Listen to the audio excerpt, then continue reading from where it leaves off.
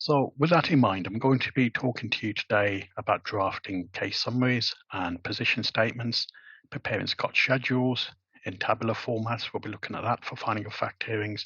I'll be talking to you about narrative statements in private children law cases for interim and final hearings, and also then looking at some of the recent Court of Appeal guidance on the use of Scott schedules, particularly in private children law cases.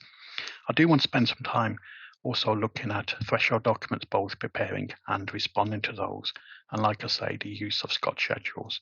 We'll also spend some time looking at case summaries, skeleton arguments, and also directions, recitals, and the President's guidance in relation to these matters generally.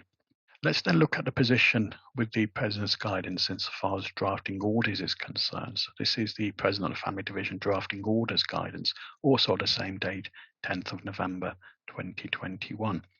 And as many of you will know, a lot of what we do in family law will involve preparing orders for the court. We'll be preparing orders for interim hearings, for various other types of hearings, and for final hearings. And a lot of time is spent doing that. I will often act for the applicant. In many cases I do, and therefore I do spend a lot of time then drafting orders for the benefit of the other parties, and indeed for the court for court endorsement.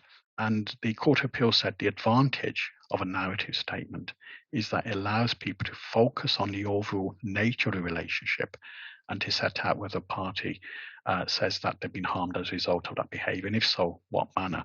So what it does, by ordering a narrative statement alongside a Scott schedule, it allows the court then to identify at an early stage whether an allegation of controlling and coercive behavior is an issue or not.